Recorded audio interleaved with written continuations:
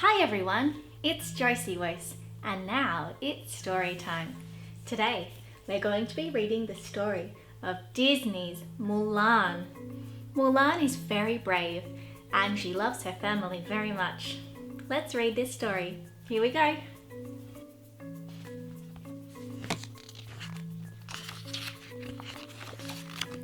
Long ago, the Great Wall kept China safe from invaders.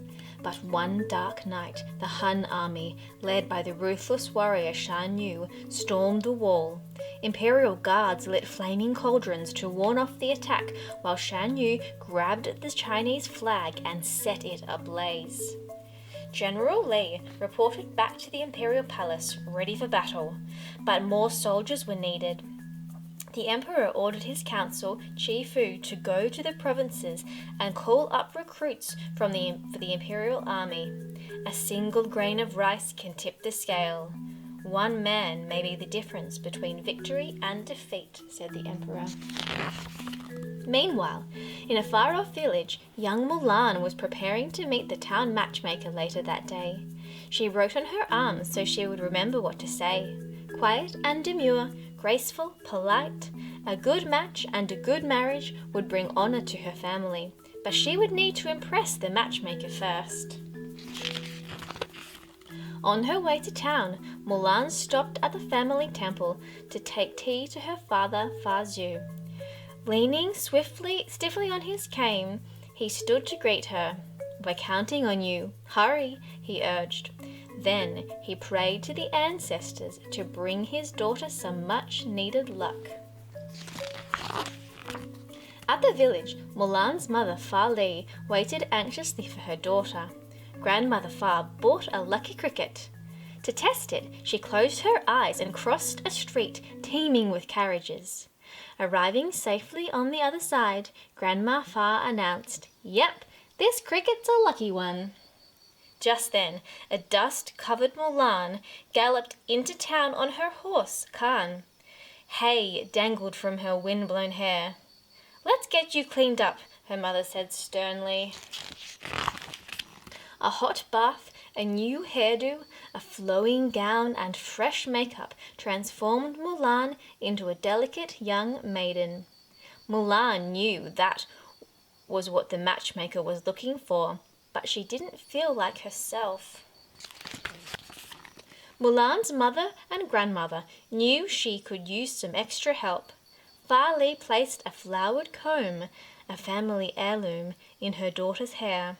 Grandmother Fa gave Mulan an apple for serenity, a pendant for balance, a jade necklace for beauty, and Cricky the cricket for good luck. Mulan was ready for the matchmaker. But things didn't go well.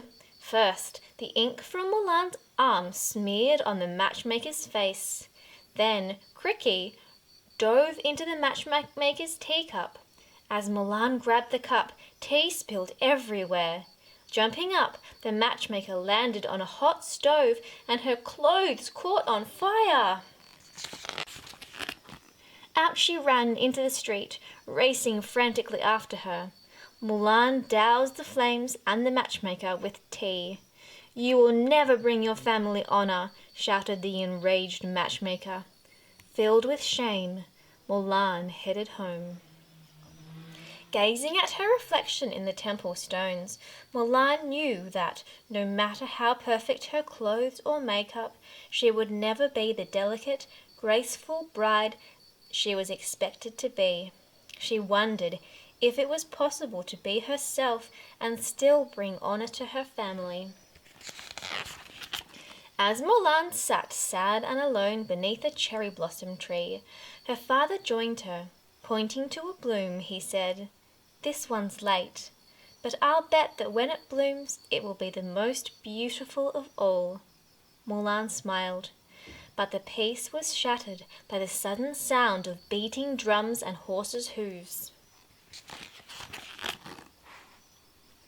"The Huns have invaded," Qi Fu announced. "One man from every family must serve in the imperial army."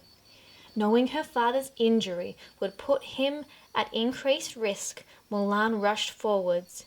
My father has already fought bravely, she said. Her boldness outraged Chi Fu. As Grandmother Fa led Mulan away, Fa Zhu received his conscription orders. That night, Mulan watched her father practice sword fighting. Seeing him fall, she knew was not strong enough to survive another war. She made a decision. Moving quietly, Mulan took Fa Zhu's conscription orders from his table and left her mother's hair comb in its place. She cut her hair short with her father's sword and dressed in his armor. Disguised as a man, Mulan rode Khan out into the stormy night.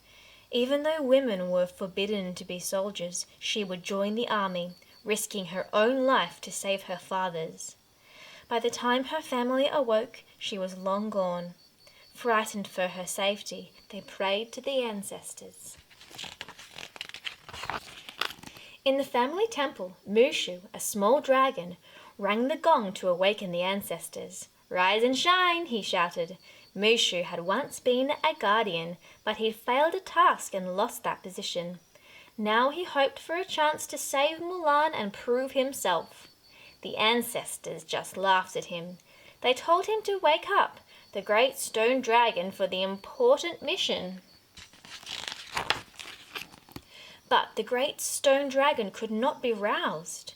Frustrated, Mushu hit it with his gong. The great stone dragon crumbled. Fearing the ancestors' wrath, Mushu held up its head and roared, "I am the great stone dragon. I will go forth and fetch Mulan." Cricky showed up, eager to help. Together they decided they would make Mulan a hero and get Mushu promoted back to guardian. Mushu and Cricky reached Mulan outside the army camp. In the glow of a campfire, Mushu cast a large shadow. "I've been sent by your ancestors to guide you," he roared. "My ancestors sent a little lizard to help me?" Mulan wondered when she saw the real Mushu. But she was desperate for help. In the morning, she would report for duty. She had to learn to act like a man fast. Mulan entered the army camp with Mushu hiding in her collar. Meanwhile, in the officer's tent, General Li promoted his son, Shang, to the rank of captain. "You will stay and train the new recruits." Chi Fu thought Shang was too inexperienced. "This is an enormous responsibility." General Li ordered Chi Fu to report on Shang's progress. Then he marched off with his troops to face the invading Huns at the Tangshan Pass.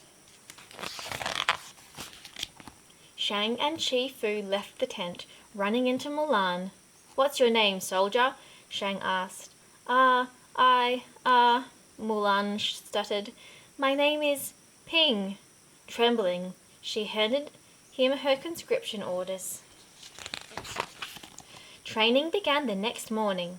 Shang shot an arrow to the top of a tall pole. He called over Yao, one of the recruits, and tied a heavy bronze disc to each of his wrists.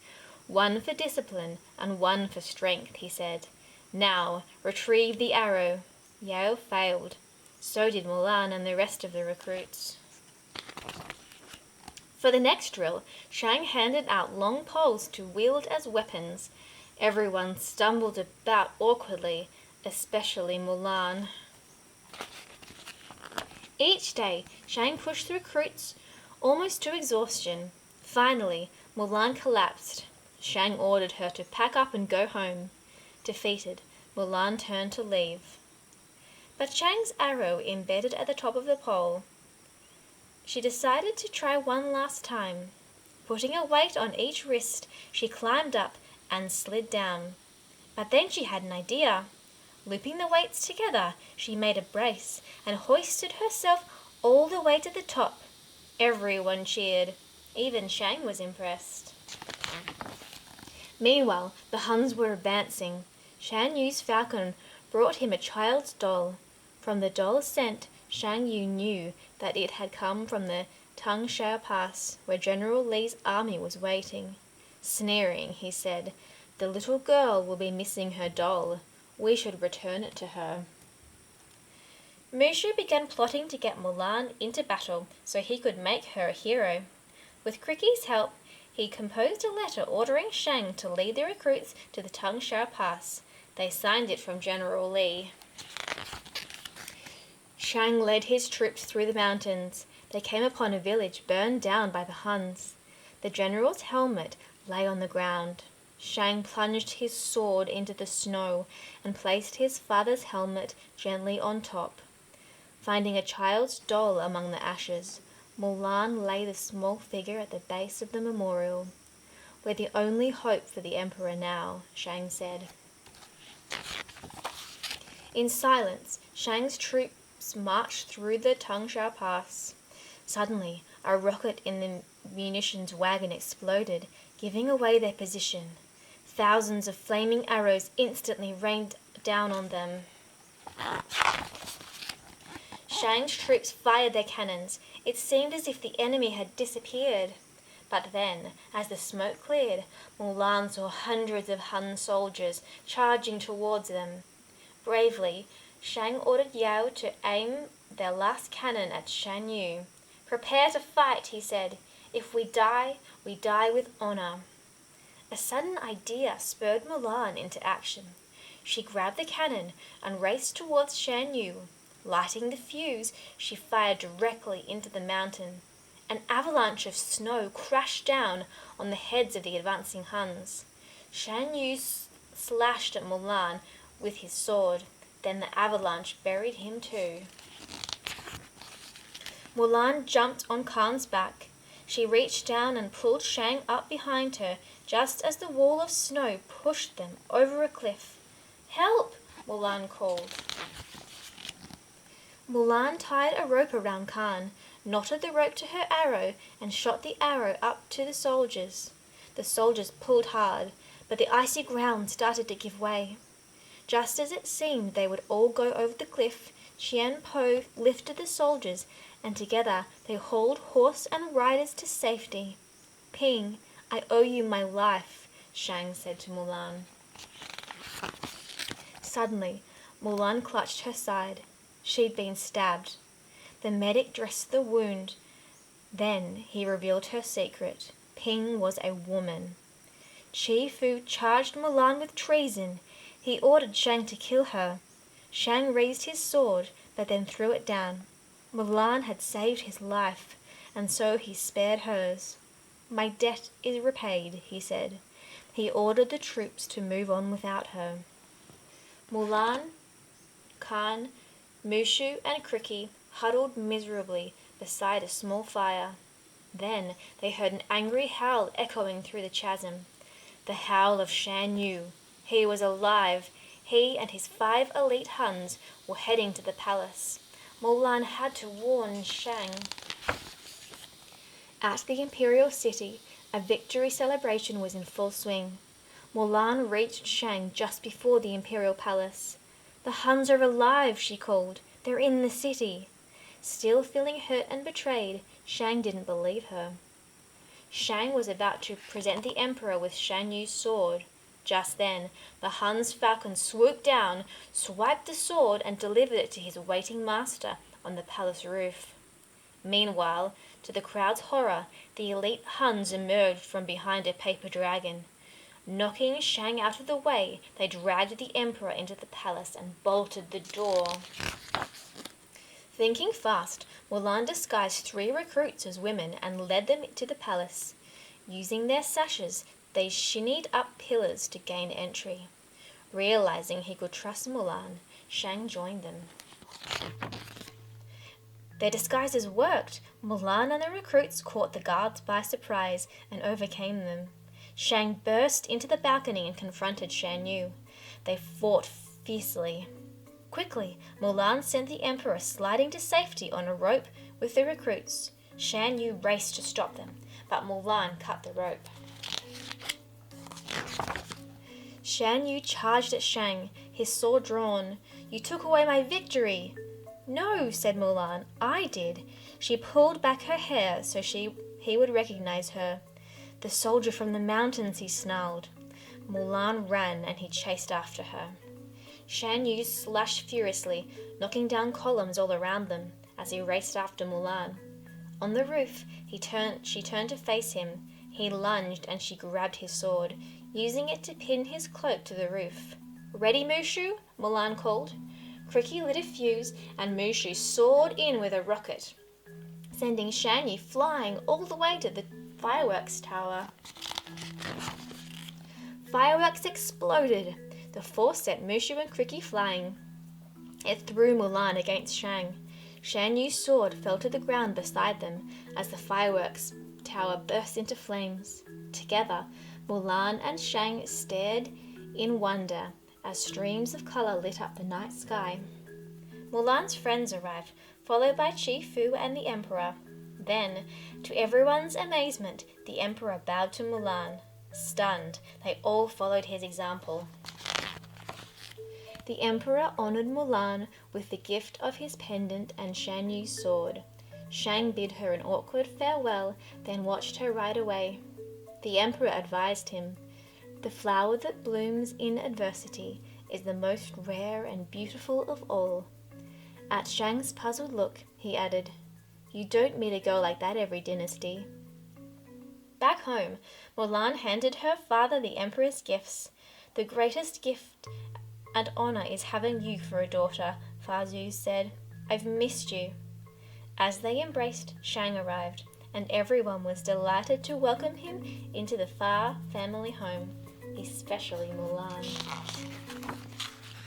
And in the family temple, all the ancestors agreed Mushu had done well.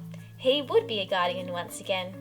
Mulan had become a hero and a leader, bringing honor to her family in her own way. It was time to celebrate. Mushu is so funny. Can you imagine having a dragon as a guardian? Well, thanks for reading along with me, everyone. I'll see you next time. Bye-bye!